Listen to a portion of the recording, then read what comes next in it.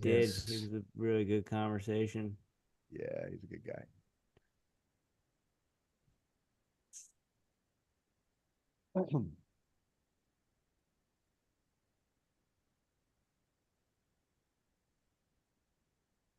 We have liftoff.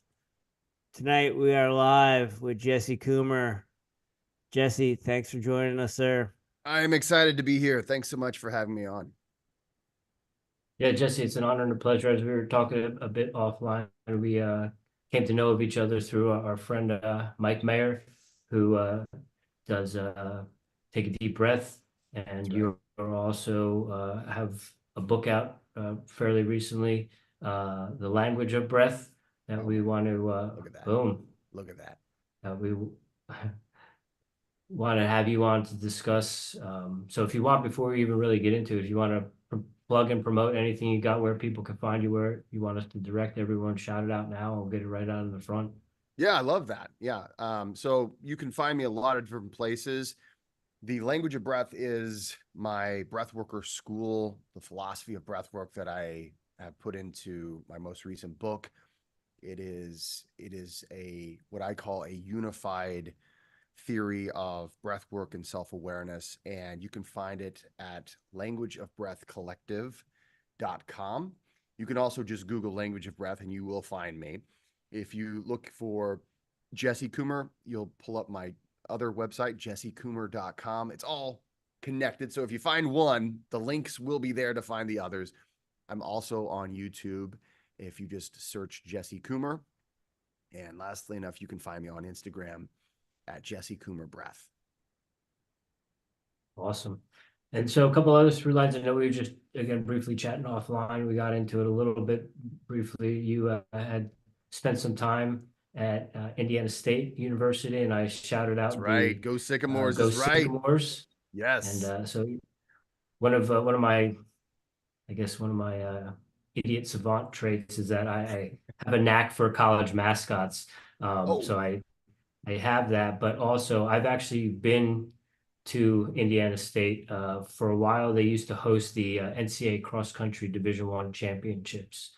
And okay. so Yeah. a group of buddies of mine, we road tripped out to the event to watch it in maybe oh 06, I think it was, we were out there.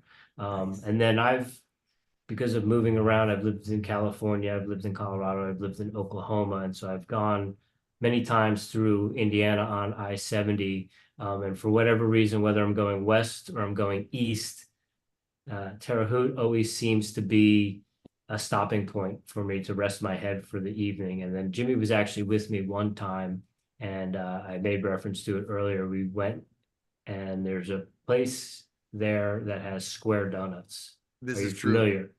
I am. Yes. And Indiana, your experience is not uncommon. Most people who experience Indiana have it as an experience of I drove through that state. That's usually what we hear.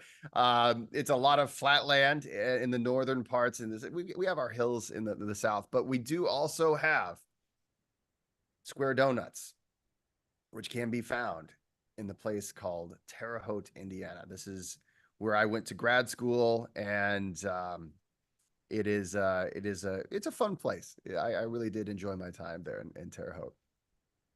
Yeah. Jimmy, that's where we saw the gentleman walking with the donkey too. I was just gonna say, don't forget the donkey. There was a gentleman walking down Main Street Yep. with a donkey, and it's like we got to get a picture of that. You never know what you're going to see in Indiana. Yeah. When you think it's boring, you just wait for just 5 more minutes. You're going to see something crazy. And well, that's awesome. I don't know what that was, but hey, I'm not incredibly surprised. And then another through line we have for you, Jimmy and I are both athletes, so we've come to a lot of this stuff from the athletic side of things and learning, and then that's kind of led down into more mindful practices and spirituality and just general overall optimization. And so your new book is out, Yeah. and there's actually a forward in there with someone that we both know too as well. We've been able to work with Brian McKenzie. I spent some time with him in 2010 helping him a little bit, learning from him, working with CrossFit endurance seminars, and he then transitioned into a lot of the breathing stuff. So we know that he wrote the foreword to your book. So there's another little through line for you. Can you touch on that experience? How did you guys get to know each other, work together? Yeah, so Brian and I actually, it's so funny. When I first started my breathwork career, I started and I was one of the, of course, breathwork, cold training, heat training, all these things were really fringe. This was back in 2013, 2014, 2015 when I started to get into those things. It hadn't exploded like it has now. You might find somebody on YouTube who was talking about breath work. And it probably was some weirdo random thing that had, no real educational value. And I got into pranayama, and that led me into, I just heard about this Wim Hof guy. And so I went out to a training in Los Angeles, and I was just Wim Hof, man. I'm just so into this guy. Well, I got there and I was like, oh my God, Wim Hof's here. Oh my goodness. I was all starstruck. And then Brian McKenzie started talking, and I was like, man, this guy knows what he's talking about. This is awesome. And I really enjoyed, he really made a lot of sense out of breath. And it wasn't all about, just, jumping in and, oorah and all these things. He was really getting into the scientific aspects of it, which I was really fascinated with. And I think my biggest regret is that I didn't get to know him better back then, whenever I first met him. And so over the years, I was like, man, I really want to reach out to him again. And so I was starting down the road of writing this book, and I knew I had been influenced by him all throughout the years. And so I reached out to him. I sent him my book, and he was like, hey, this is the book I wish I would have written. And of course, my heart was going pitter patter whenever I heard that. And so I said, well, hey, if you like it, I would love it if you wrote the foreword for this book. I do still need a foreword for the book. Would you mind? And he said, yes, I'd be happy to. So, and of course, some of the things that I have in my first book, A Practical Guide to Breath Work, I referenced him in that book as well, because I really like to use his version of the CO2 tolerance test. So it's something we'll talk about a little bit later, but one of the ways that you can test a person's CO2 tolerance, there's multiple ways to do that. And I've always found that his method, the one that he uses, and the nice thing is he doesn't claim that he invented it, which I highly respect. He says, yes, I learned this from some other place and we've adapted it, and this is where we've come from. I really enjoyed, I was like, man, that's really good. So I put that in my first book, and then I also consulted with him on that in the second book as well. So I'm a big fan. He's a really fun guy to just kind of talk to and cut up with, but he also has an enormous amount of dedication to breath training, to just human optimization, just in general. And that's something I've really loved about him. Yeah, I was fortunate, like I said, to work with him in 2010 into 2011, and definitely learned a lot. I grew up as a runner and ran Division I cross country and track and field, and had very minimal sort of strength and conditioning stuff as a college athlete. And then I got into CrossFit, and that kind of changed my whole perspective on training for endurance sports. And then Brian, the big thing I really take away from Brian was the importance of mechanics. And that's where I really started to learn about biomechanics, and how, your body hurting from something isn't because that something is bad for you. It's just that you're doing it wrong, and your body is hurting because it's telling you you're doing it wrong. Yeah. And the orthopedic response to don't do that isn't acceptable. Yeah. Your body is very resilient, and you either learn how to compensate for things, and then something else gets injured, or you take a couple steps back, you check your ego, and you fix the problem, and then you roll forward. So it was a very valuable year I got to spend with him. Well, I think, yeah, I love what you said. I mean, completely agree. And as a person who's had many gym injuries over the years, I will say that if you want to avoid gym injuries, don't go to the gym. Yeah, you can just don't exercise, and you eliminate all that possibility for injuries. But we obviously that's not the answer. The answer is to work smarter, to learn from these things, right? So often we just say, well, okay, just don't move like that. If that hurts, just don't move like. Well, okay. So once you start to understand yourself a little bit better, then you can actually benefit from that. But yeah, definitely continue to go to the gym,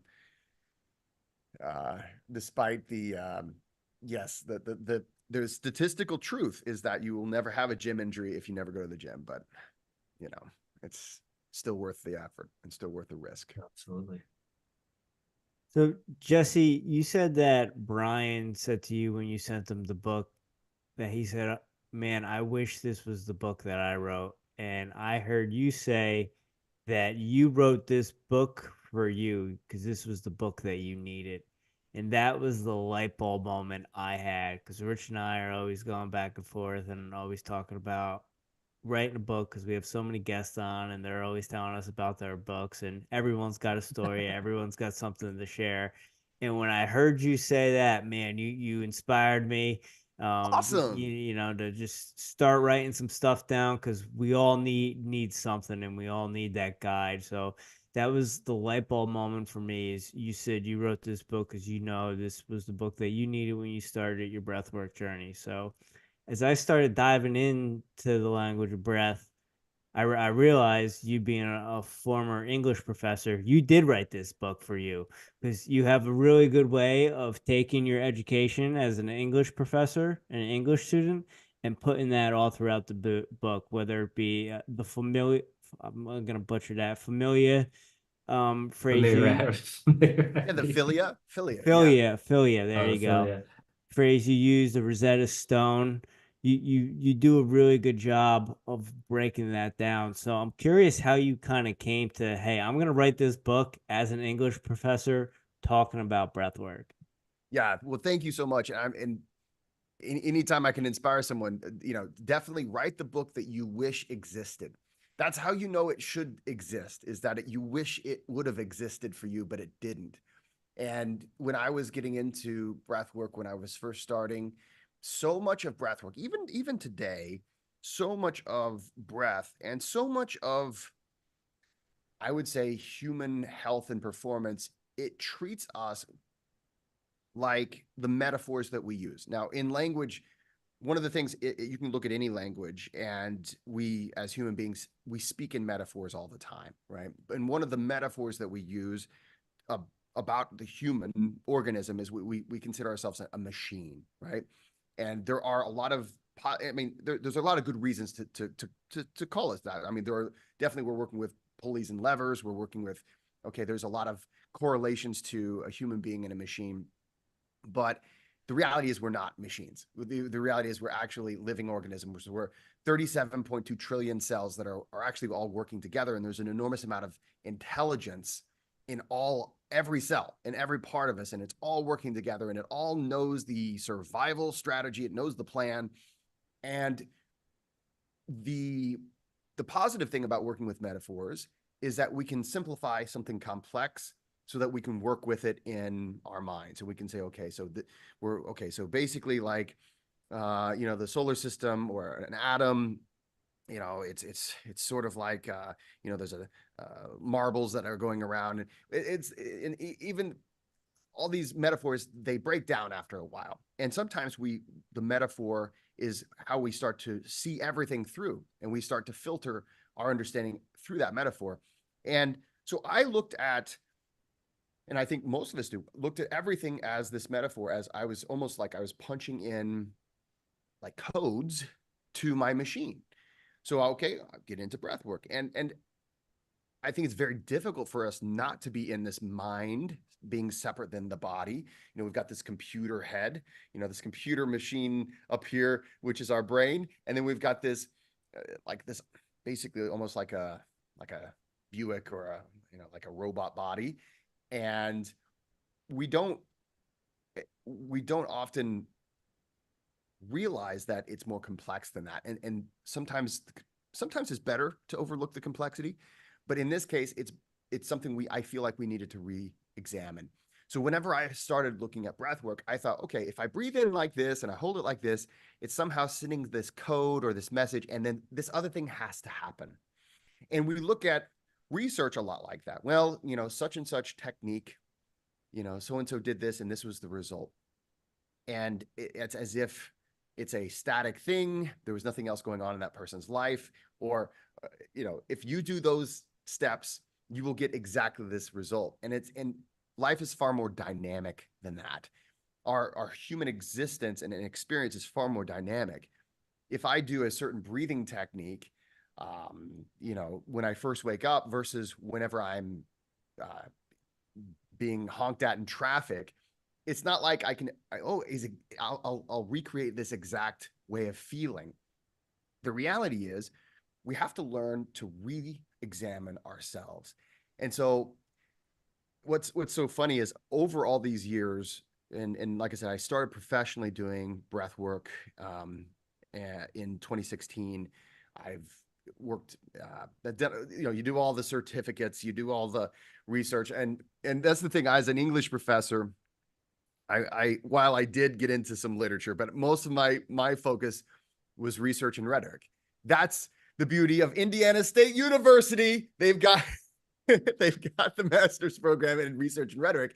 And so that's what I got into, which is ultimately how to nerd out on something with quality research and then how to explain it. And so what I started to find with all this research and with everything that I was looking at is that we're doing a lot more than just sending messages with like a code that I input. And to actually get the most out of breath work, we have to acknowledge what we really are. And that is a whole organism. And I coined the term, I took it from the Greek, from the word philia, which is the highest form of brotherly love. We get the word philosophy. Philio, philosophy is ultimately the love of knowledge. So this partnership that is within us, this philia, is a term I coined. I'd love it if it caught on. Let's let it. Airey Bros will be where it starts to catch on, maybe. But basically, I said, listen, we are not this top-down thing that is just like, okay, you are the operator of your machine. It's important to understand that what we experience as this lived experience is not a singular experience. It's an illusion of a singular experience. We think it kind of feels like a singular experience, but we have conscious and unconscious processes that are constantly working. And this unconscious part of us, I didn't know that existed for most of my life. I didn't realize that I had all of these impulses coming from my unconscious, this part of me, which we all have, that constitutes about 95% of all of our brain activity. And it constitutes all of how everything works in our bodies. Like there's so much intelligence inside of us, and it's always there. In fact, we can turn off our consciousness, or we can change our consciousness in many ways.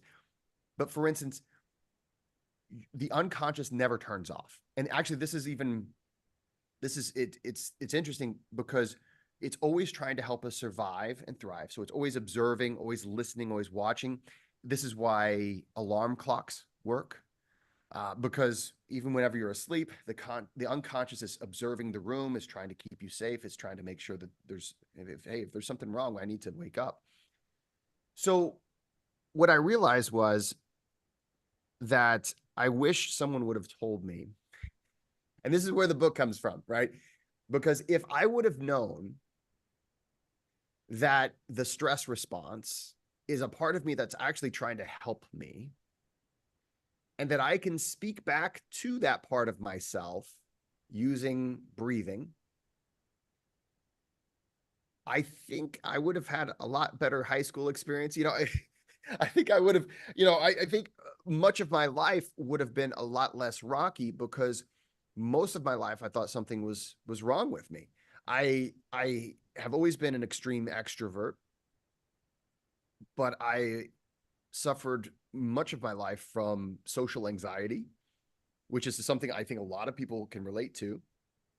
And I did everything I could to try to turn off these emotions and these impulses and all of the stress response and things that I had no idea that were happening inside of me.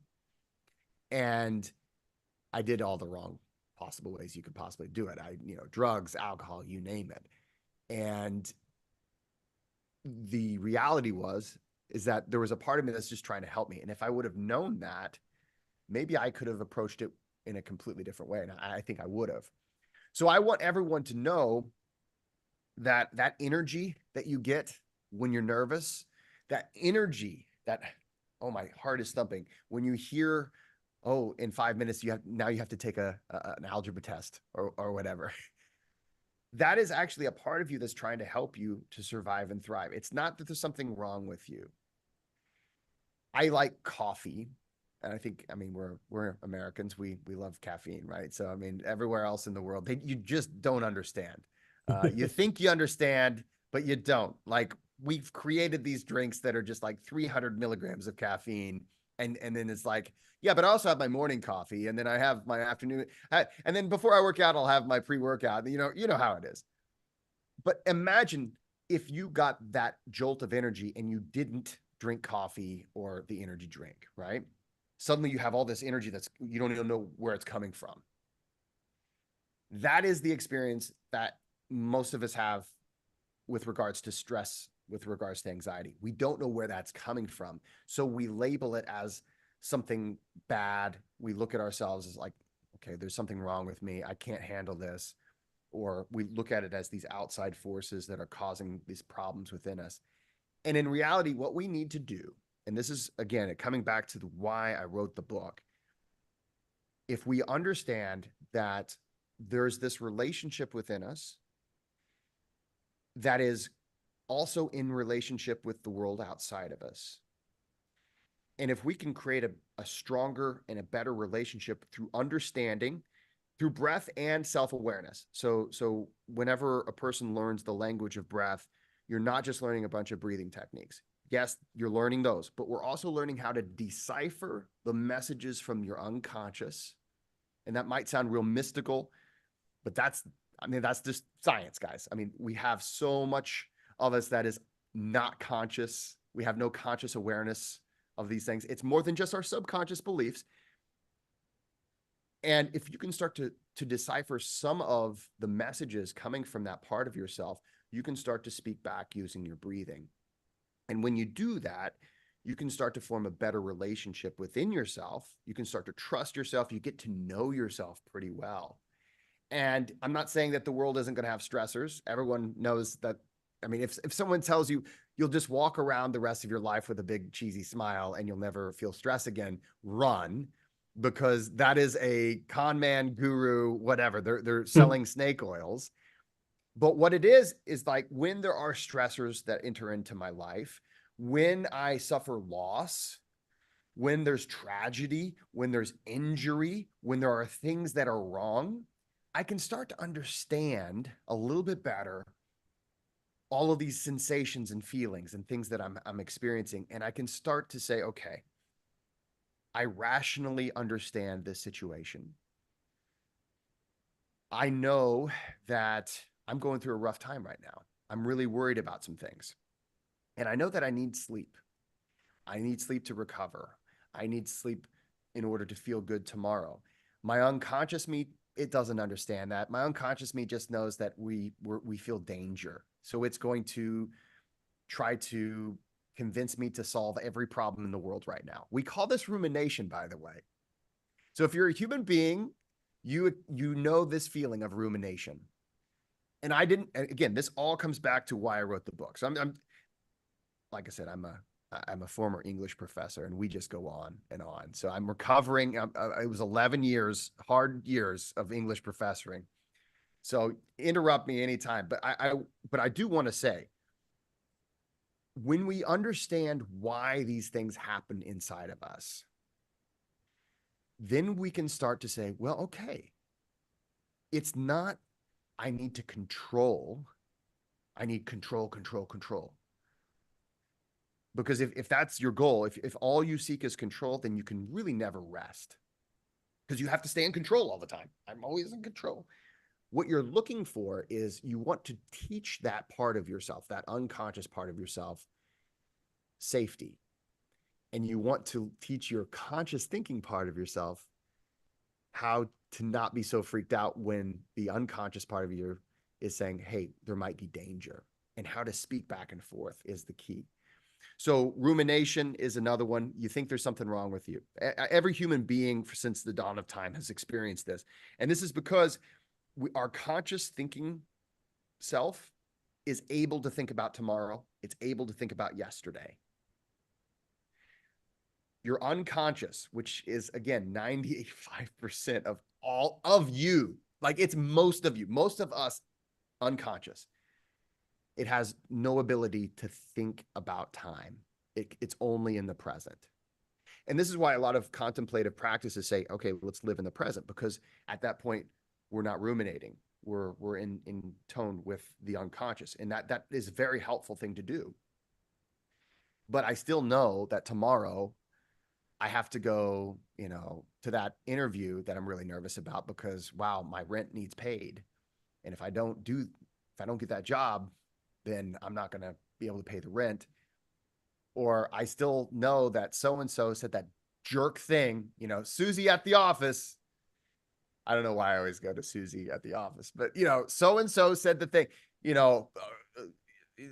I'm just upset about something that happened on Facebook or Twitter, and I can't stop thinking about it. Well, that is your unconscious self that's trying to help you to solve that problem. It doesn't understand the ethereal nature of the internet or the fact that things are in the future or in the past. And so many of us suffer from a misunderstanding of what we are. We think we're a machine operator. We look at ourselves through a paradigm that really doesn't, it oftentimes is hindering our understanding of ourselves. And so some people read my book, The Language of Breath, and they say, I thought it was just going to be a bunch of breathing techniques, but it turns out like the first 5 you wait till like chapter 5 or so. I don't even remember where I start to really start talking about breath mechanics and to really start talking about techniques. And the reason for that is I think it's important for us to understand what breath work is, because I thought it was magic codes. I thought it was cheat codes, the up, down, left, right, whatever. And it turns out it's a language and you're speaking it all the time, whether you know it or not. And so that's what the book is all about. It's how to start forming that better inner relationship, that philia, which is you, as opposed to the machine operator and the machine. Well, I know you said it. Oh, I don't want to sound too mystical, but this is science. Well, just to let you know, that mystical part talked to me because I was a film student, so I got obsessed with the Matrix and Trinity and all that.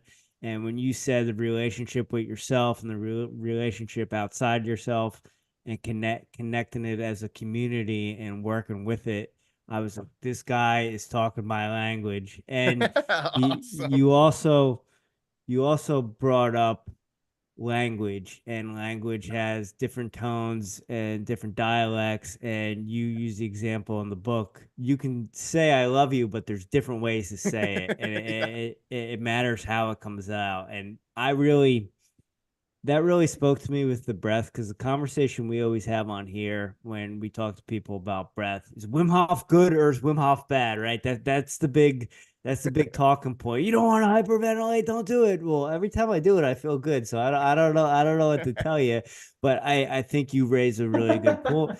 You raise a really good point, and the point being is there's a time and place. There's a time and place for that to work. Exactly. And there are some people, I think, I think about Maslow, right? Of course, he gave us the hierarchy of needs. He was a fantastic psychologist. And one of his quotes that I think we all heard is when all you have is a hammer, every problem seems like a nail, right?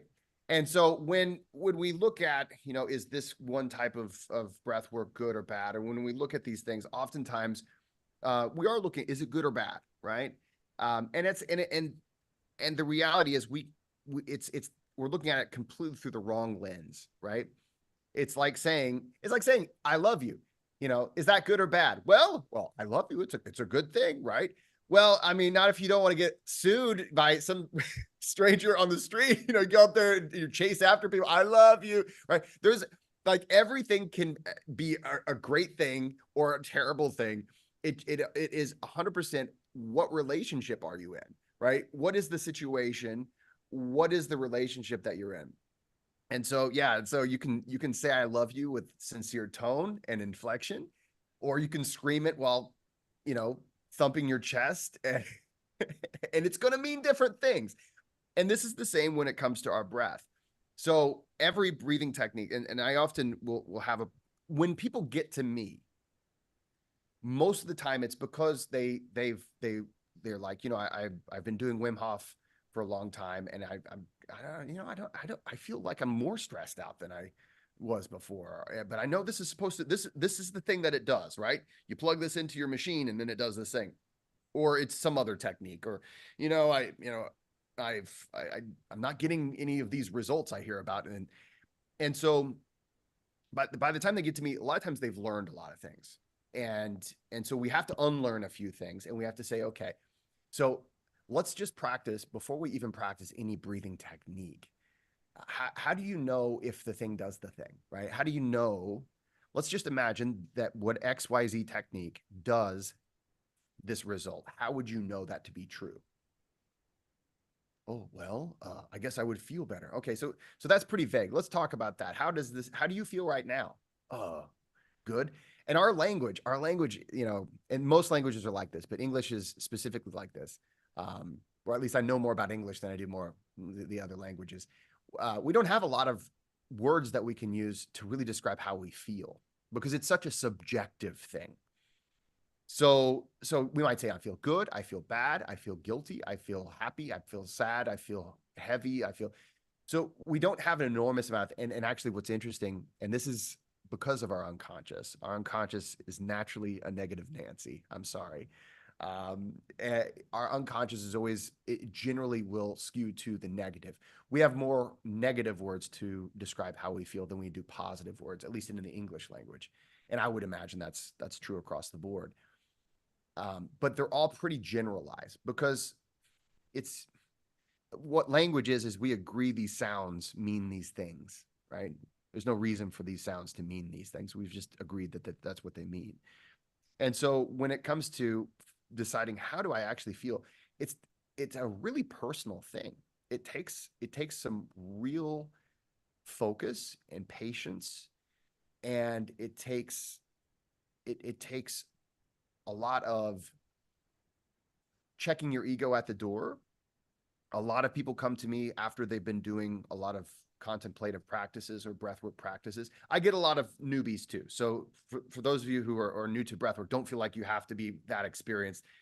And I think you guys, if you've, and it sounds like you've read my book, which any author is like, oh, I like you guys. You guys are all right. You know, you know that I don't make it super, super complex. I try to make it so it's accessible. But when it comes down to, for most of my clients and for most of my students, their clients, most of what we focus on is how to know what you feel and how to decipher what you feel, how to start learning how to listen to the response from the unconscious. And I mentioned this in the book, and we were talking a little bit before we started that I married into a Spanish-speaking family. And so I can say a few things in Spanish, you know, like, for instance, ¿Dónde es el baño? Right. And actually I can roll my R's better than many of my in-laws, even though that's completely useless for me because I don't have a mastery of the language. But if I were to say, hey, ¿Dónde es el baño? Right. That's me sending a signal, right? So I'm sending a message. I've sent it in the whatever tone I think is appropriate. Now my in-laws fluent in Spanish, they say, and I'm not even going to attempt it. In Spanish, they're going to say, okay, you want to go down the hall, turn right. It's the third door on your left. I have no idea I have no idea what that would mean or how to say that in Spanish. I have played with AI recently, and I've sent some messages. They can change your voice and your lips, and it makes it look like you're actually speaking Spanish. And like, oh, wow, you learned Spanish. I'm sorry, I'm just not really. But the thing is, it doesn't matter if I can say something if I have no idea what the reply is. It's the same with breath. If I am doing a breathing technique and all I know is, hey, it's supposed to say this thing. It's supposed to be this thing that I punch into my machine. Well, how would you even know if the unconscious you, right, which is who you're speaking to, has received the message and has received it the way you intended it? How would you know if your unconscious is replying back? And ultimately, we can say we're changing state. How would you know that? And so in the book, we talk about the Rosetta Stone, the autonomic nervous system. And that's one of the ways that we can decipher. That's one of the many ways that we decipher what the unconscious is speaking back. It's not the only way, but it is one of the ways that we can start to decipher, okay, we know when these things change physiologically, that in this case, what you're saying via the breath, you're getting a reply, and it seems as though the reply is, okay, I'm relaxing a little bit more now. Okay. And so at first we train people in objective measurements because most people do not have a very strong sense of what we call interoception or internal awareness. And that's something we really focus on with the language of breath. And so, for instance, heart rate, that's one that I think, of course, athletes, you guys know that. I mean, athletes know heart rate. Athletes don't always know why they have to be in these zones, but they know that, okay, I need to check to make sure I'm in these zones. But ultimately, it has to do with your autonomic arousal in comparison to your base heart rate. And we can say, well, in this case, we know that at least now we know your sympathetic nervous system is very activated, or maybe it's a little bit activated, or where we can kind of start to gauge that, and we can start to put things together. And, in language, we would call that a cipher. So we can learn to decipher it in ways without you having to have a really strong sense of internal awareness.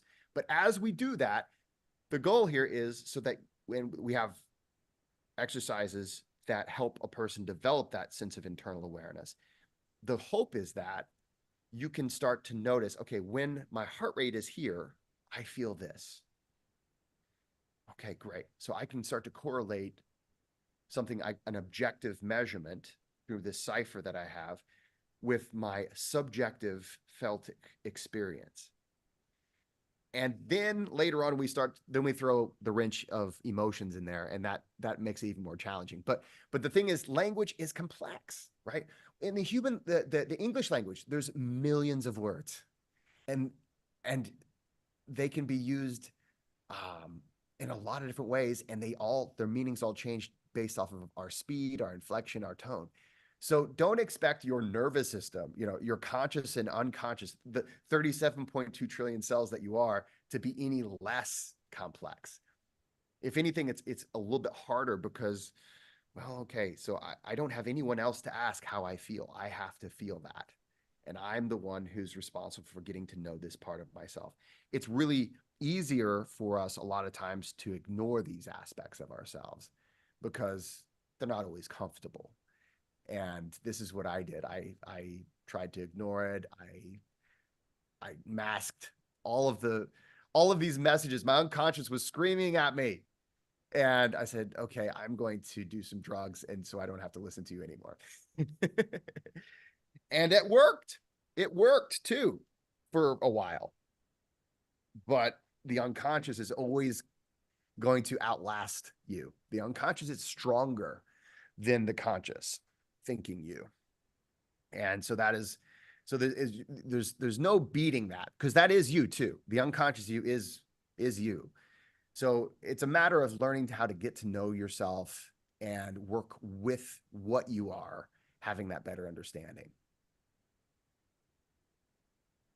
Yeah, I think Jesse, Jimmy and I are in the same boat as you. We are extroverts, but we have a lot of social anxiety, and that's something I've heard you say multiple times, not only tonight, but on some other episodes with Mike and other individuals that really resonated because, um, yeah, I'm very extroverted when I'm in my comfort zone and I'm comfortable with my surroundings. But if I'm not, it's very easy for me to be a wallflower and, whether it's with, in a relationship or something where you're very outgoing and then all of a sudden you go to meet the parents or a family party and you're kind of like, what's wrong with Rich? Is he a mute? Does he talk? And it's like, no, I'm just really anxious. And so, but my point being is that also can lead to, okay, I know if I lubricate this a little bit with some liquid courage, I'm going to be a little bit more outgoing, but then that always becomes a very slippery slope because it's like, oh, Rich is the fun guy, but then all of a sudden he's trying to fight someone in the parking. So that all that stuff really resonates. And yeah, man, I wish I would have had some sort of toolbox at an earlier age to kind of manage those situations and be able to express myself to give the best version of myself to people in those situations because I feel like not only did I shortchange myself in certain situations because of my social anxiety, but I also shortchanged the people that I could have been interacting so they could have seen the best version of me as opposed to being like, well, that guy's kind of weird. He doesn't really talk much. Well, and I'll even add this. What if someone would have told you, hey, that feeling, those sensations, that anxiety is actually Rich, that is a part of you that loves you and is just trying to look out for you. It's a part of you that knows that you value social interactions. This is what makes us extroverts. We get joy from being social. It's the thing that makes us happy and it gives us satisfaction. And so the other part of you that's trying to help you and it loves you so much, it's saying, we want that satisfaction. So don't mess up. Don't mess up because I love you so much, right? And it's really just, it's a part of me, right? What if someone would have told us that and said, okay, not only is it, there's nothing wrong with you, right? There's a part of you that loves you very much and it's giving you this energy because that's what anxiety is. That's our stress response, our nerves. It's energy, right? And so there's a lot of different ways that we work with it. So some of us are like what you said. Okay, we become wallflower. I was the other way around. I would be extra goofy. So I would come across as a total dumbass. And here I was. I'm not that dumb. But I would come across as this goofy goofball that no one would take seriously because I was just being way too goofy. And I wasn't really respecting myself.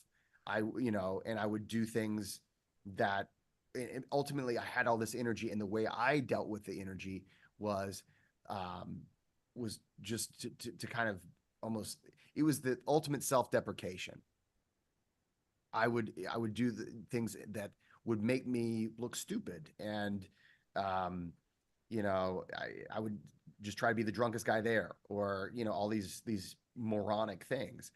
Everybody deals with it differently. But if someone would have told us, listen, that's what this feeling, this is what that feeling is. There's a part of you that loves you. It's you. Is trying to help you to survive and thrive and have a good experience tonight. Is trying to keep you safe. Why don't we do a little breathing? We got to communicate to that part of ourselves to let them know, hey, thank you. Thank you, unconscious Rich. Thank you, unconscious Jesse. Thank you for looking out for me. Thank you for being there. Thank you for trying to help me. But it's okay. We are safe. And so I teach breath workers. So I have a certification.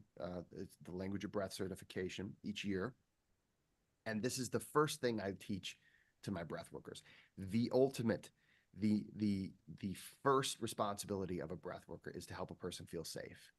And if you feel safe, you're incredibly capable.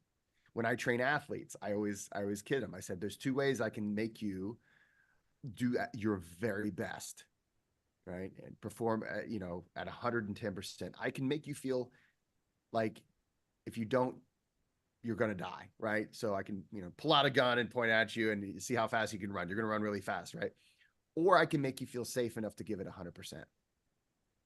And whenever you feel safe, then you can go out and you feel more comfortable and you can be yourself.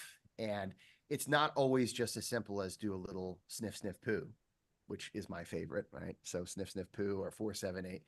But it can oftentimes be the thing that you need to break into that rumination cycle, that overthinking cycle, to break in and say, okay, I'm going to give myself another chance. And what I've found with myself, with my clients, and with my students' clients over and over again is we can start to train that unconscious us, that unconscious part of yourself. That's the alarm bells are going off. We can slowly over time train that part of ourselves to say, listen, this is actually not such a scary thing. This is something we can do. We're capable of this. In my book, The Language of Breath, I give some examples. Like, for instance, I give the example of, actually, I had multiple, after, I would say 2021 and 2022, but specifically 2021, a lot of my clients were people that suddenly developed phobias. I had had multiple women come to me who suddenly were afraid to drive on the highway. And they were all really embarrassed about it. It was, you know, it was causing them to not be able to do the things they wanted to do. And I mean, in a way, you know, and one was a grandma. She was wanting to take her son. Her goal was to take her grandson to the zoo, but it was an hour drive on the highway. And so we had to reteach that part of herself, that she's someone who's capable of doing that safely. And no, we weren't huffing and puffing the whole way, right? We have to learn how to be calm and okay, I need to be able to talk to my grandson while I'm on this hour drive. And so much of it comes down to, we're going to say, okay, there are things we're afraid of. There are difficult things. We're going to set a reasonable goal. We're going to achieve that goal. And we're going to use breath to help us feel safe enough to achieve that goal, because through breathing, we can bring calm back into that philia. And then eventually we're going to, that philia, that unconscious you, it learns. It's like, oh, that's not so hard. You know, 5 miles on the highway, that's not so bad. 10 miles I could never do, but 5 miles I can do. And then before you know it, we're saying, okay, we're going to try the 10-mile thing. I'm just going to try it. We speak back comfort into the philia using some breath. And then if you do it enough times, you know what, 10 miles I can do. Now 15 miles I could never try, but you know, and then eventually you start seeing yourself as a person who can do these things. And it's a beautiful thing that we can do. Once we start forming that better inner relationship, we can start focusing on, again, now I'm more secure here. I can start focusing on that outer relationship. But I wish someone would have told us about our social anxiety, right? I mean, it was. I was just going to say, where were you 30 years ago? Yeah, right. If I could sit this in time and make myself read it, but that's the book. I mean, that's the book that you need to write, right, Jim? I mean, that's the thing. It's a matter of the book that needs to be written is the book you wish you would have had. I firmly believe that. Yeah. And I think it's also important, you know, to know that you're not alone in some of these feelings or these emotions, you know, like, or at a very young age, I just thought, am I crazy because I have an internal monologue and I'm having these kind of conversations, or I'm on this hamster wheel? And then you're like, okay, the good majority of people, I was surprised to even, I've heard recently that there is a percentage of the population that have no internal monologue, which that blew my mind too. But yeah, to know that you're not alone, that it's more common than you think. And I think being back in high school, I think that's a lot of what plagues a lot of kids these days, is they think they're alone in these feelings or their emotions. And it's like, no, we're all, you know, going through that, and touching on, you know, writing that book for you. that was one of the reasons why I went back into teaching and coaching, is because I tell people, the kids, is like, I want to be the guy that I wish I had when I was your Yes. age, and telling me the things that I needed to hear, or know now that I needed to hear back then. Like, you need to do pull-ups, you need to squat. It's okay to do breath work. Like, you're not alone in feeling these sorts of things. And that's, I mean, that resonates. That's huge. Well, I wish I would have had you as a coach when I was in high school. Mhm. Of course, I went to high school in Indiana, and this was back in the '90s when we were still fresh off of Hoosiers, starring Gene Hackman, right? And we still had what's his name, Bobby Knight. You know, of course, Indiana, our state was crazy about basketball. So all the coaches felt like if I just scream hard enough, then maybe I'll be an amazing coach. And so that's kind of what I got.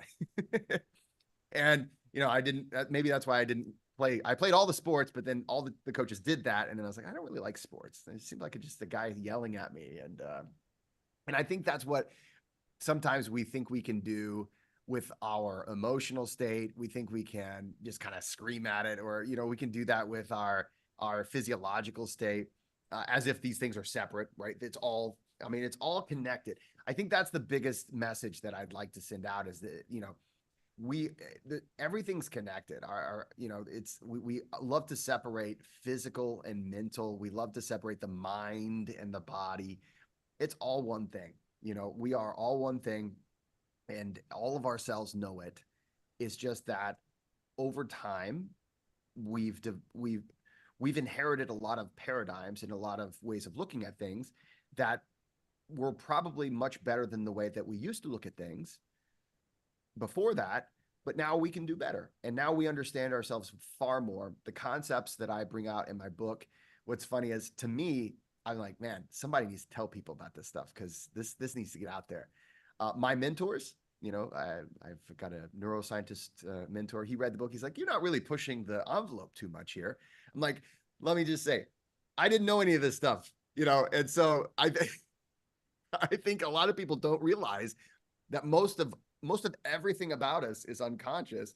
And that includes, you know, that includes your perceptions about yourself. That includes your emotions, and our emotions. And then whenever we notice our emotions, they become feelings, and we're like, what are these, you know? And they're really powerful. They're really strong. And that's why we tend to ignore them. And I'm not saying we should go around, you know, crying everywhere. I'm you know, there's extremes that I don't really think are helpful. And actually I train a lot of first responders, and hey, you know, they go into these terrible situations and just this god awful, you know, things they see. They have emotions too. They need to learn to, we have to remember that we have to let these things process.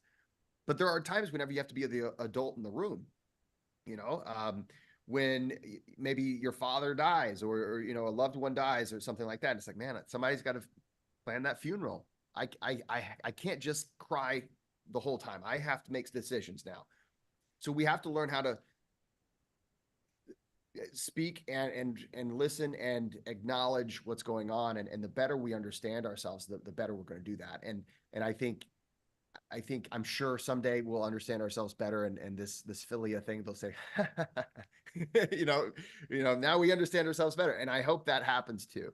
But my goal here is to help my clients and hopefully the world understand ourselves a little bit better. We should, looking at ourselves as a relationship as opposed to an operator, I think, is a far better way of looking at ourselves, and understanding that it never stops. And human beings we've been faced with this relationship, you know, whether it's a good or bad relationship that you have with yourself, since human beings have been human beings. And so we have tools, and it starts with awareness, learning the signals that you're receiving, and then you can start to speak back using breath. Jesse, you said your goal is to have people who read the book and people you work with understand themselves better. The minute you brought up the Ninja Turtles and Krang in the book, I was like, I totally get it. That's how I work. I Oh get my it. God. Makes sense. I am so happy that part went over well.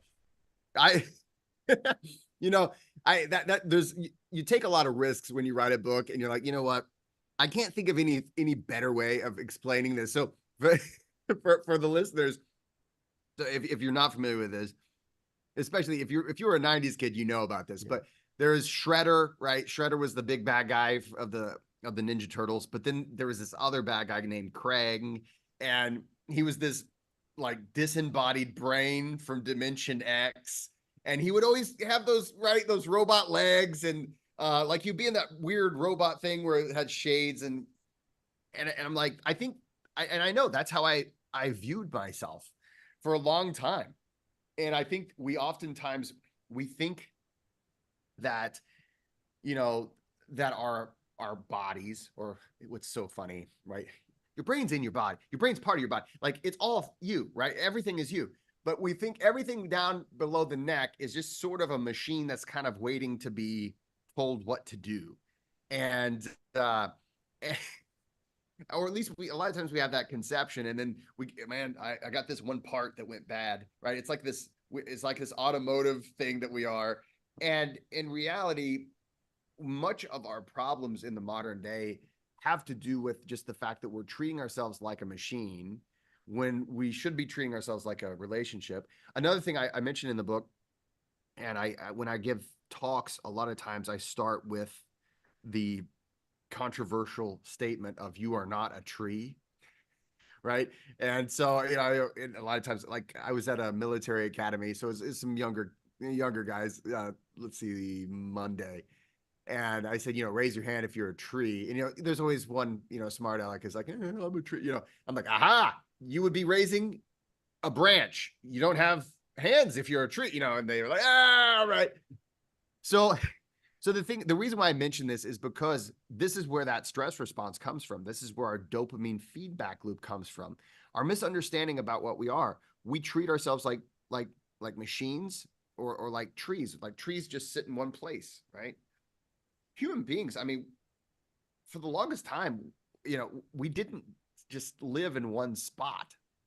We chased after food. We were running around. It wasn't until agriculture was invented that we said, well, okay, this seems like a pretty good place. And even then, the vast majority of our problems were solvable by taking action.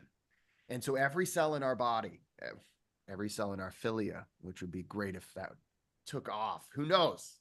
Tonight's the night. But every cell within the human organism understands action is the way we solve problems. We either fight or flight, right? We either charge and try to kill something, or we run away from it. If we're really freaked out, we pass out, right? We freeze. Or we're in the process of recovery, and we're sleeping, we're recovering, we're reproducing, we're digesting. Like, there's always an action that's appropriate for the time. And we've kind of lost that. We've really lost that. We stress ourselves out all the time. A lot of people, it's so funny. We are swimming in dopamine.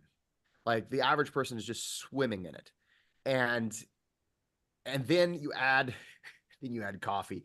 That's the crazy thing, you know. But coming back to that topic, you know, coffee is great for increasing dopamine. But we are swimming in dopamine. We're constantly swimming in dopamine, and dopamine is there for a good reason. It's there to help encourage us to explore our environment, and to solve mysteries. This is why cliffhangers, oh man, I just gotta know, right? The dopamine is saying you need to find out what happens at the end of this. So for those of my friends, you know, who have robo-watched, you know, a series, or what, I think we've all robo-watched maybe something at this point, there is a reason for that. That there's a mechanism within us that is trying to solve that mystery, or basically say, I need to understand what happened. Uncertainty bothers us. And so the more we understand ourselves, the more we understand these processes, and the better we can relate within ourselves. You know, ultimately, the more peace we're going to have, the more you're going to be able to relax, all of those things. But in the modern day, we have this thing called the lunch break. And so you go to work and you're stressed out because work is stressful. And then you say, okay, here's an hour where suddenly I need my digestive organs to work, and you just kind of cram food down. And for the vast majority of us, if you're in a stressed state, the digestive organs are pretty much shut down. And so if you look at the actually, I'll take that. If you look at United States television, so we are one of the only two countries on the planet that can advertise prescription drugs. I'm very proud of that. I gloat to all of my international friends. I'm like, oh yeah, but no, it's not something to be proud of. Us in Sweden, I don't know what the Swedes, they agree with us, but if you look at all those advertisements, not only do they have like, those advertisements because they're dancing, they're having a great time, and it says may cause suicidal thoughts, anal bleeding, and all this other stuff, but they're always about, almost all of them have something to do with something that is governed by our nervous system, and there's dysregulation. So, you're just simply, if we look at the autonomic nervous system, well, okay, so we have issues of anxiety. Well, how many of those drugs do you see that are about anxiety, right? We have issues of digestion. Have you guys seen the Pepto-Bismol dance that they have on those apps? The upset stomach, diarrhea. Like, what has happened to us? We were a proud species once. Anyway, that's another podcast. But if you look, so all of these things, there's of course all the Viagra and everything, the sexual dysfunction, all of these things are an issue of the unconscious is in control of those things. But if it doesn't feel like it's the appropriate time for those things to be expressed, it's not going to. Your physical expression is a reflection of the situation that your unconscious believes you to be in. So if you are stressed, if you are afraid, if you don't feel safe, your unconscious controls your physical expression. It's not going to say, oh, okay, well, I guess now's the time to, we're going to get down, right? So often when people have sexual dysfunction, or whenever they have indigestion, all these things, it's just a mismatch between what we want our organs to do, because we think it's a machine. You are the food machine. Put food here. All I have to do is eat it, right? But we're not really in touch with the way our unconscious is expressing our physiology. So once we understand those things, we can and we can start to speak back. It doesn't take long to downregulate your nervous system and to tell the unconscious it's okay to eat now. It's just that you have to know how to do it. And you have to understand, was the message received? How do I feel? And you can check your heart rate too. Sometimes, that's a good way to do it. And then you say, okay, now I can eat now. Oh, now I actually feel like having sex. Or now I can go to sleep because my unconscious is trying to protect me. It's not going to let me go to sleep if it feels like we're in danger. That would be an awful partner, right? It's your job to watch out for us, unconscious me. And you let me go to sleep in the middle of a snake den or something like that, well, that would be bad. Well, the unconscious is always trying to help you to survive. It's always doing its job, but we're often unaware of it, and we think there's something wrong, and so we'll drug ourselves. We'll do everything except for looking at ourselves like a relationship. And so that's why when we see ourselves like a relationship, we can start to say, okay, what's happening outside? What is the unconscious believing about the situation? And can I speak some calm back into that? Or maybe I need to speak some energy. Maybe we do need to run away. Maybe we do need more energy. Okay, I can do that with my breath as well. Rich, you got anything else for Jesse before we get into the final four? Yeah, one thing, not necessarily related to his work or his book. I know you've been a lifelong resident of Indiana, and we know you were a Sycamore. Hoosiers, baby. Yeah, Sycamores. Hoosiers. I'm curious. I ask of all our Indiana guests because Jimmy and I are big fans. We grew up with the movie Breaking Away, so I'm curious if you've ever attended the Little 500 or know anything about it. I have not, and I'm embarrassed to say I don't think I've seen that movie Breaking Away.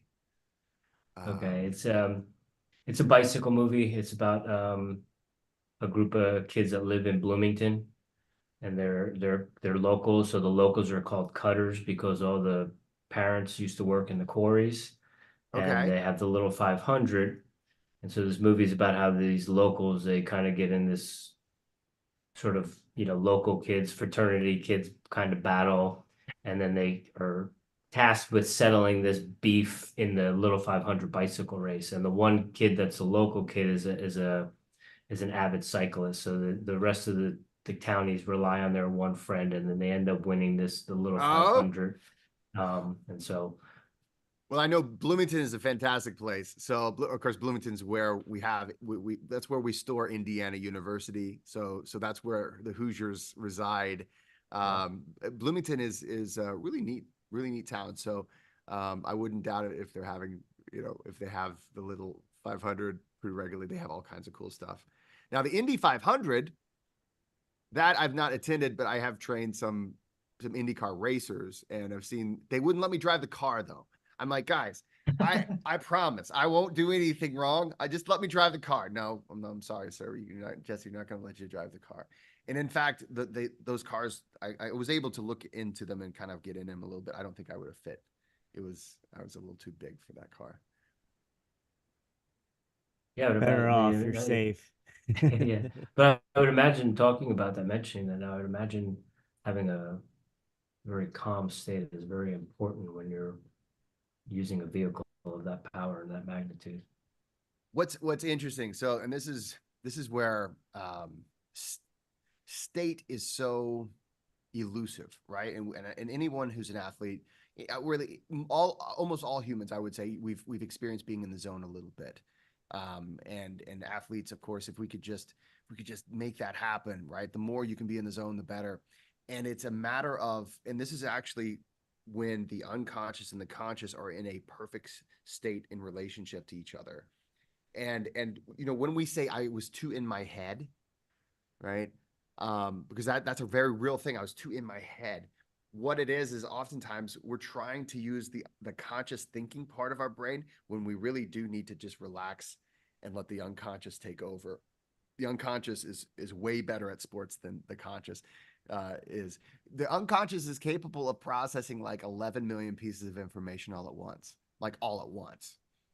but consciously we can only do like 40 or 50.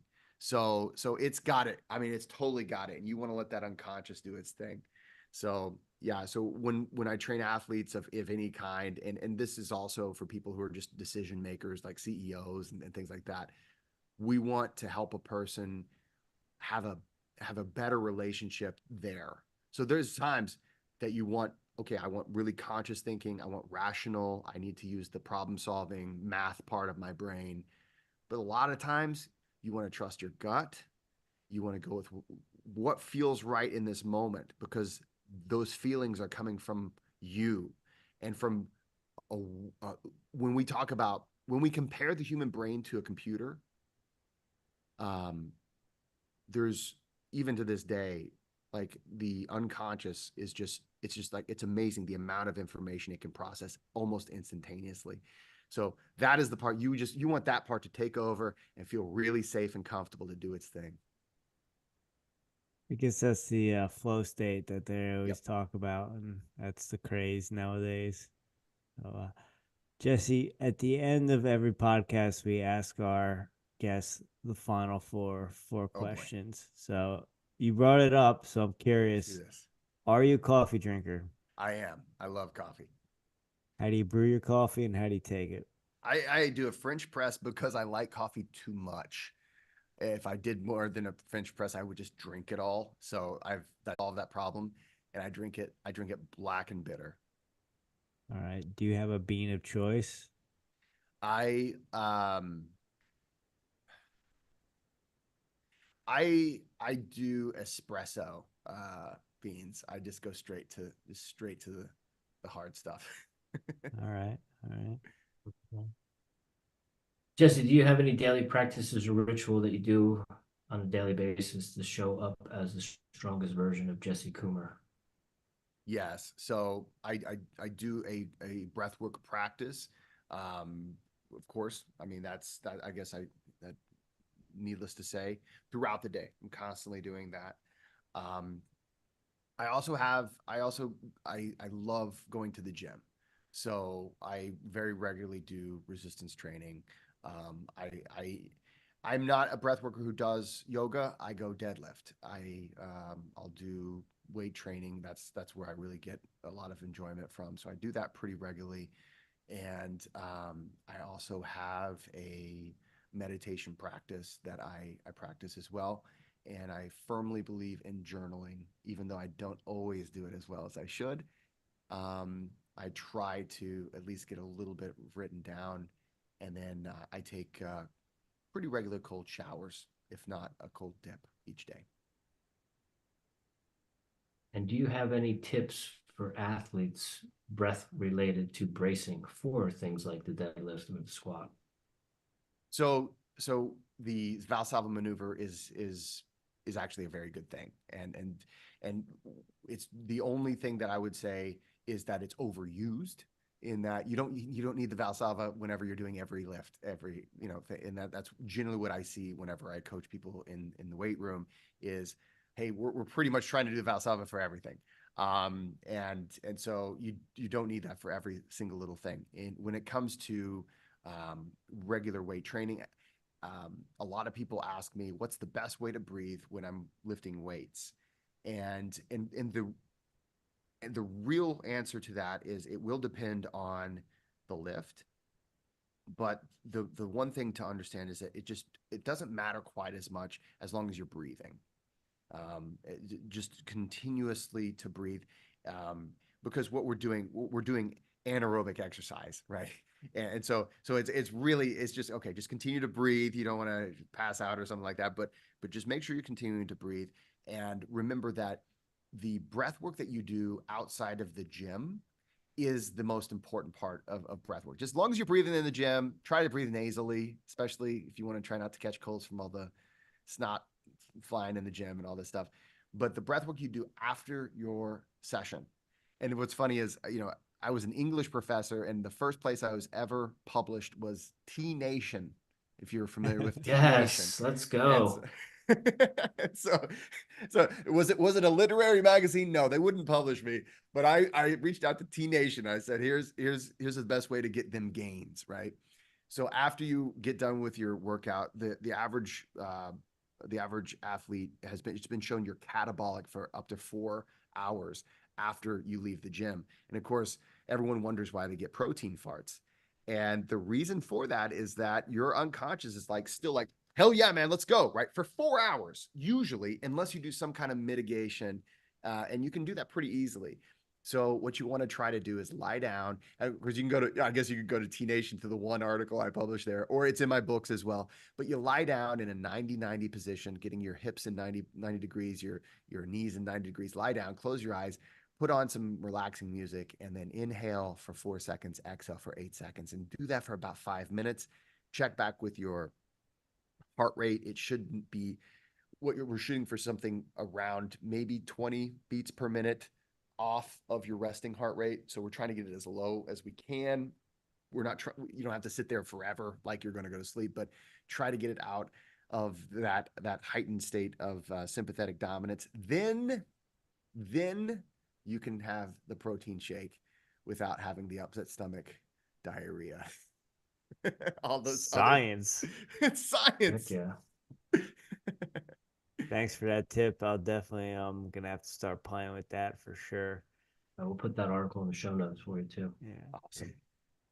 Jesse, what are you listening to right now? Music, podcasts, audiobooks? Are you reading anything?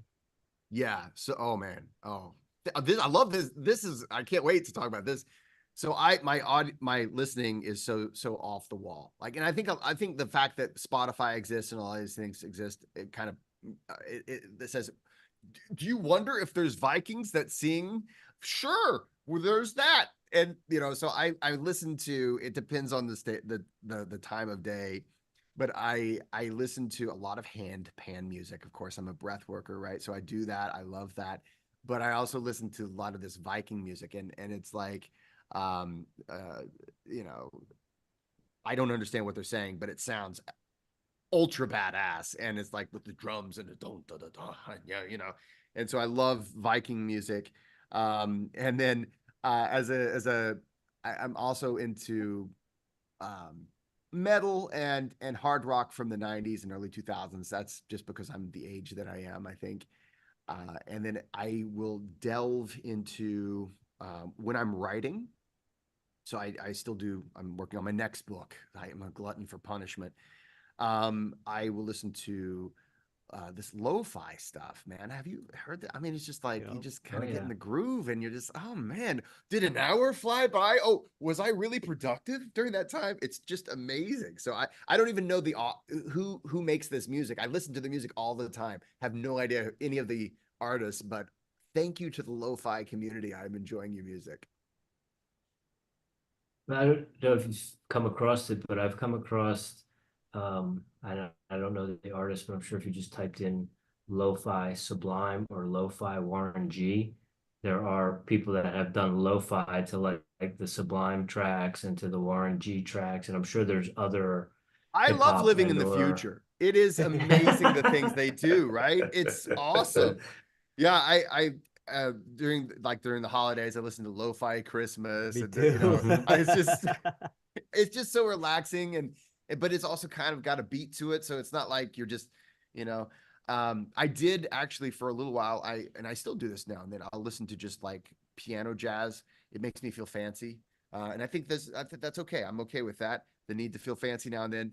I'm reading currently. I'm reading a book called Switch. I forget the author's name right now. I'm in a big Adam Grant, everything but written by Adam Grant. I've been just kind of devouring all those. Um, let's see. Um, I'm so the language of breath is based off of this conscious and unconscious relationship, and I'm still insanely just like in love with finding out as much as I can about this since I wrote the book. So I actually finished the book in 2022, a full year before it came out. So you talk about like forever. It took for, but I've continued to read more books on this, and I do a lot of mindset coaching now, and I'm just infatuated with it. I just can't get enough. And so I'm reading a lot of books right now about that combination. Cool. I'm trying to think, was there anything else media wise? I don't know if there was anything else that you asked me, but music and books, that I think I covered it. Well, You before dabble in Rich, podcasts? Oh, podcasts. Well, of course, I mean, everyone should be listening to this podcast, right? So That's right. I know how to be a good guest, right? But you know, what's so funny is I don't get a chance to listen to podcasts that much. And the reason for that is the kind of work that I do. Unless I'm traveling, when I'm traveling, I'll listen to podcasts, and you know, it just depends on who's talking about what. It has less to do with the podcast, like is it Joe Rogan or is it Huberman or who is it, whatever, and it has more to do with the guest. So I'm the guy that chases after the guest. I'm like, oh, so and so, oh, they talked about this. Oh, cool. So let's see. I don't even remember. I've been listening to Christopher. What is his name? Alan. Uh, Watson. Alan Watson. Alan Watts. Not Alan Watts. Not. All right. I love lo-fi and Right? Alan Watts together. What was the guy that did that? He had a whole bunch of them.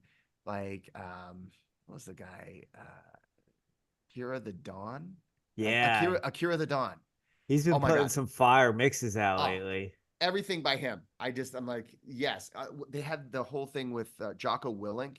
I don't know Yeah. how many times I've listened to that album. It's just like so good. I'll listen to it in the gym. Like, yeah, good. You know, discipline equals freedom equals freedom. You know, I'm like, yeah, that's good. I love Jocko Willink. I don't listen to his podcast. It's funny. Like, but if he's on another person's podcast, then I'm interested because I know it's going to be about him, you know? And so I just kind of chase that around, and I'll randomly find a podcast. I'm like, okay, that person is talking to them today. So, um, But yeah. So I'm kind of sporadic with my podcasts. Did you want to put something in, Jim, before I go? Yeah, I just wanted, before Rich asked the last question, I just wanted to ask, you did kind of give a little cheap plug for the next book. I'm just curious what it's about. How's it going? So my first foray into writing about health and wellness was in 2019. And it was a ebook that I published called A Practical Guide to Cold Training. And it was because I kept on seeing all these morons, like, and it's worse now, but all this focus on, like, people were just killing themselves because, again, we oversimplify everything. This is part of the unconscious mind that's trying to do. We want to oversimplify. Is cold training good for you? Yes or no? Well, again, it's like, that's not really asking the right question. How to cold train to make it good for you is the question we should be asking. So that's why I wrote that ebook. Now I updated it in 2020, but I keep on getting people asking me, hey man, when are you going to turn it into an actual book? So I went back and I read the old ebook after I published 2 books. I did that, and then I published 2 full books after that.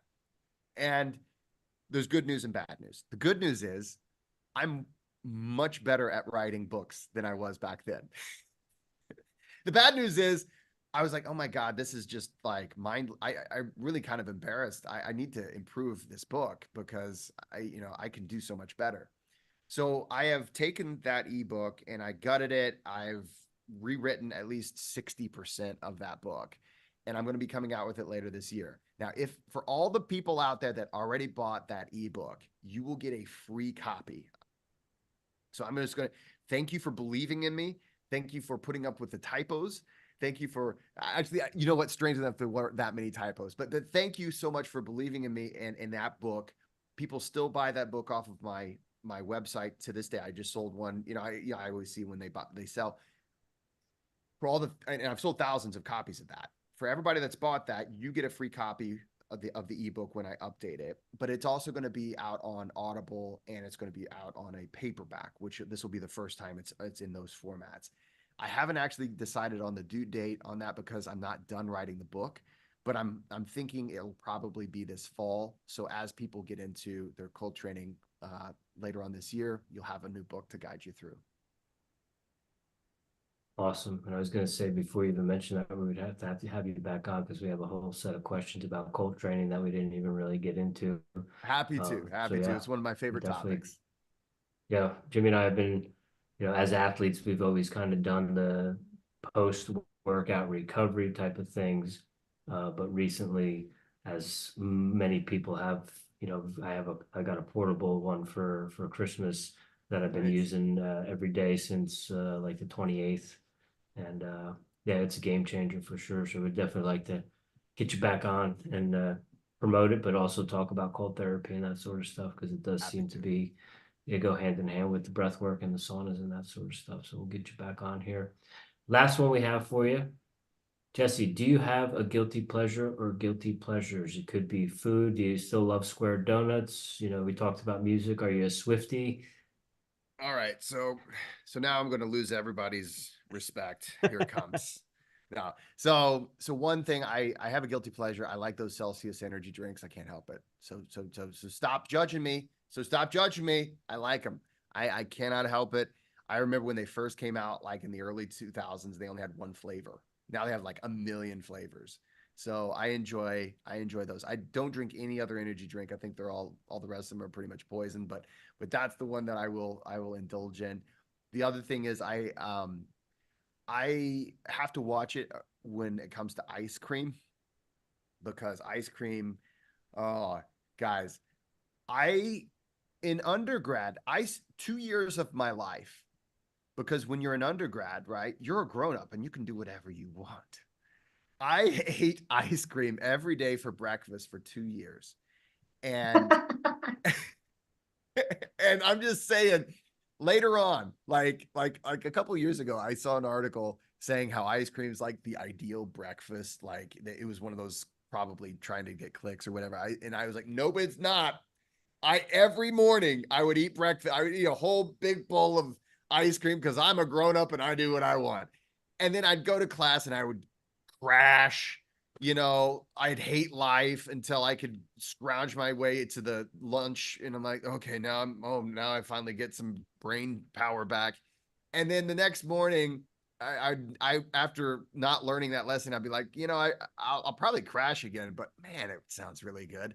So, so I have to really watch it with ice cream, because even to this day, if you put too much ice cream in front of me, oh, I will just go to town. So I have switched to much healthier yogurt, which is delicious, full of protein and good for you. And so I've switched my vice over to yogurt.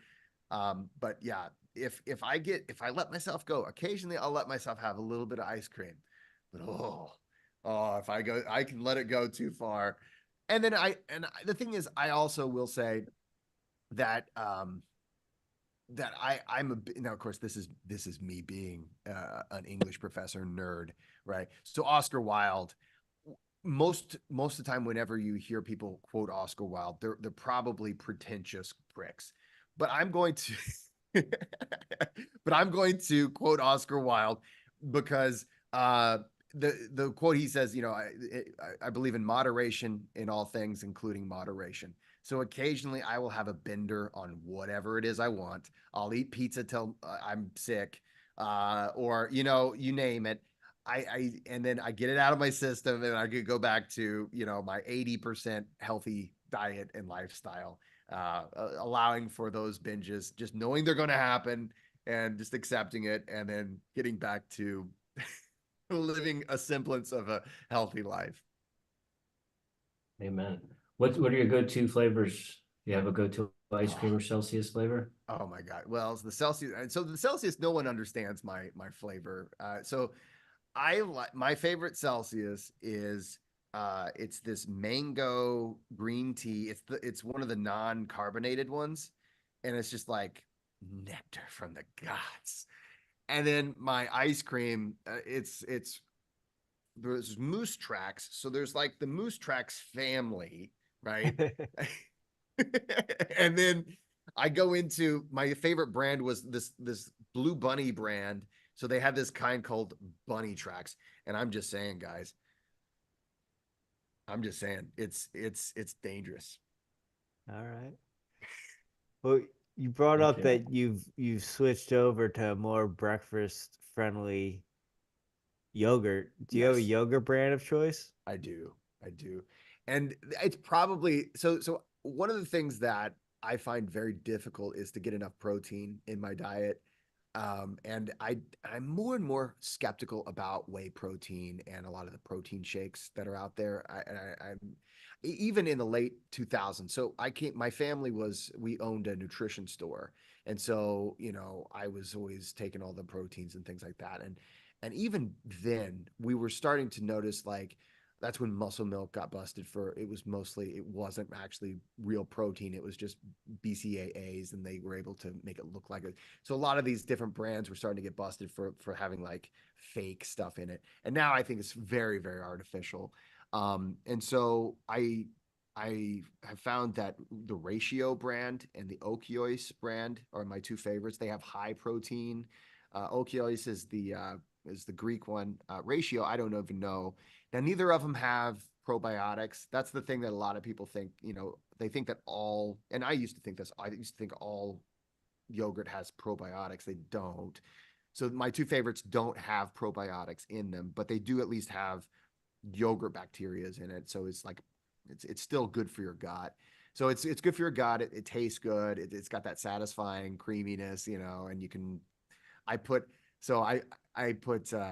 olive oil in it. I put sometimes I'll get like AG1 or something like a greens thing. I'll put that in there. Granola, of course, like most people, I put that in there.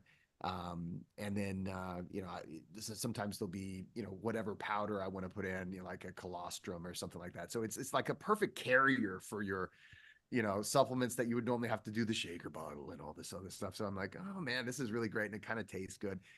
And I eat a lot of yogurt now, and it's the thing that allows me to get the 200 and some grams of protein in a day that I'm supposed to be getting, because I got to get them gains, right? But That's but it's hard. It's hard whenever, because I'm 6'1", I weigh like 220 some pounds, and it's hard to get that much it's hard to get a lot of protein in it in a day if you don't have quality sources. And I at least think that yogurt is a healthier source than like taking a bunch of protein shakes.